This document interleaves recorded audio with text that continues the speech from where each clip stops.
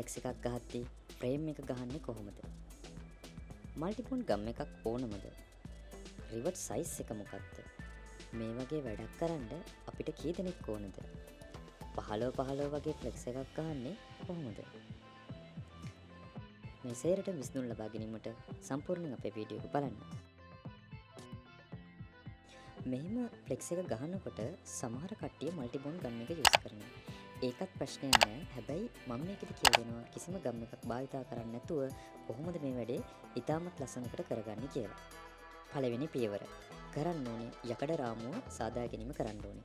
මේ යකඩ රාමුව අපි සාදා ගැනීම කරන්නේ ෆ්ලෙක්ස් එක 10:3 කියන ප්‍රමාණය තියෙනවා නම් දික්කඩි 10ක් දිගයි පළලඩි 3ක් තියෙනවා නම් මේ ප්‍රමාණයට තමයි යකඩ රාමුව අපි ගහන්නේ. ෆ්‍රේම් එක ගැහුවට පස්සේ මැදින් තියෙන සපෝට් සාමාන්‍ය දික්කඩි 2.5න්වත් ගහන්න ඕනේ. එහෙම නැත්නම් අපි කොච්චර හොඳට ෆ්ලෙක්ස් එක ගැහුවත් මැදින් ඒක පාත් වෙන්න බලනවා. ඊට පස්සේ පියවර අංක 2 බීඩින් ටික හරි ගානට කපා ගන්න ඕනේ.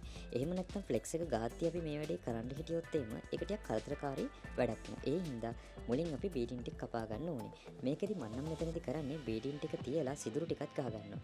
එහෙම වුණොත් එහෙම ආයෙ ඩ්‍රිල් එකවත් කිසි දෙයක් ඕනේ නැහැ මේක අපි කරනකොට. එහෙම නැත්නම් ඒ වැඩෙත් අපි ෆ්ලෙක්ස් එක ගහනකොට වුණත් කරන්න පුළුවන්.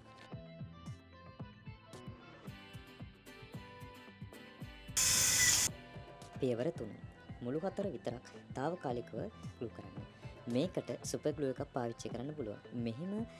මෙහෙම අපි මුළු හතර ග්ලූ කරේ නැත්නම් එහෙම මේ ෆ්ලෙක්ස් එක එහාට මෙහාට යනවා. ඒ හින්දා හොඳම දේ තමයි මුළු හතර ග්ලූ කරගන්න. මේක අපි తాවකාලිකව තමයි සිද්ධ කරන්නේ. ඊට පස්සේ ෆ්ලෙක්ස් එක ගහගෙන යනකොට අපි ආයෙ මේක ගලවනවා.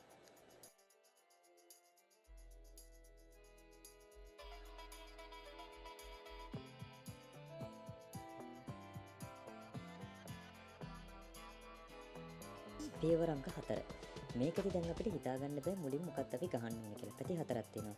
දික්කඩි 10ක් තියෙනවා. දික්කඩි 3ක් තියෙනවා. මුලින් අපි පටන් ගන්න ඕනේ. මුලින් පටන් ගන්න ඕනේ දික්කඩි 10න් පටන් ගන්න.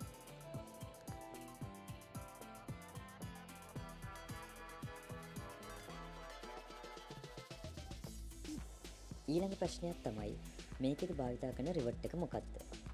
මේකෙදි අපිට පාවිච්චි කරන්න පුළුවන් 32කින් 5 නූල් 3. එහෙම නැත්නම් නූල් 3 කියන රිවට් භාවිතා කරන්න පුළුවන්.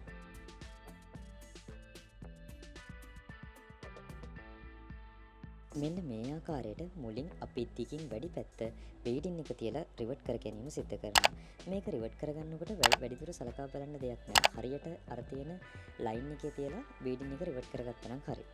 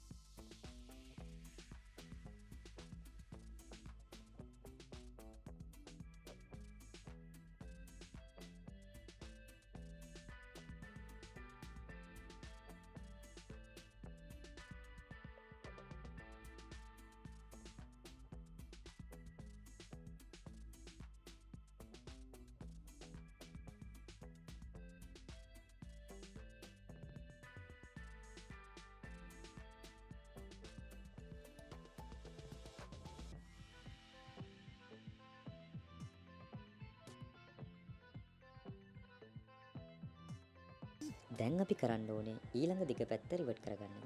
මෙන්න මේකට මේ වගේ ටූල් එකක් මම යූස් කරනවා.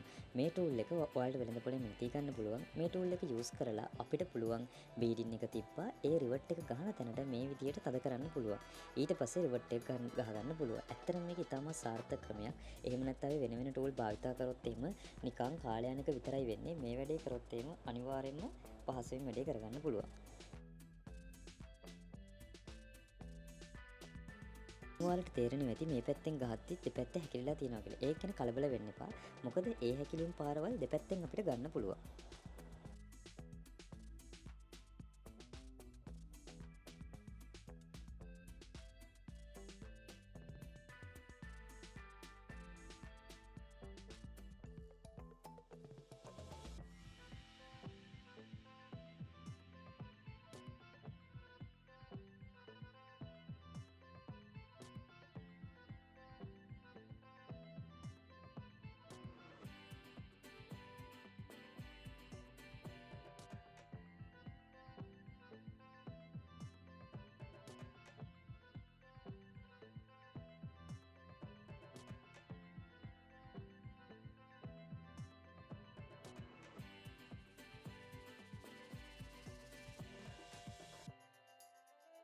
හරි ඊළඟට කරන්නේ අපි තුන්වෙනි සයිඩ් එක රිවර්ට් කරගන්න එක.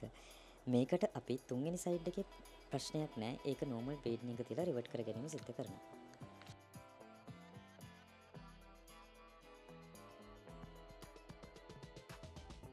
දැන් සේරම හරි. දැන් කරන්න ඕනේ වැඩි පෙර තියෙන පටි ටික කපලා දාන එක.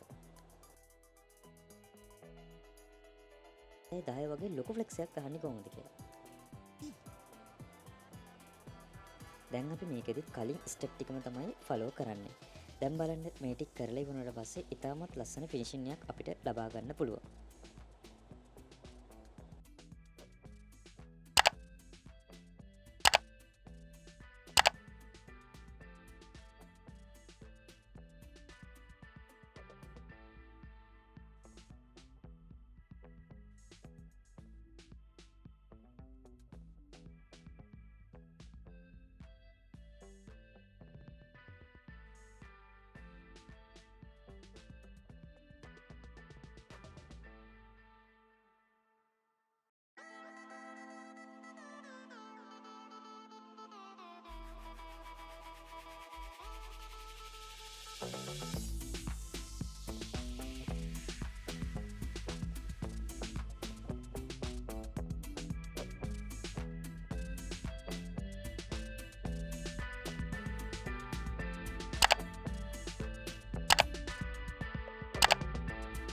ඔන්න දැන් අපේ වැඩේ සම්පූර්ණයි.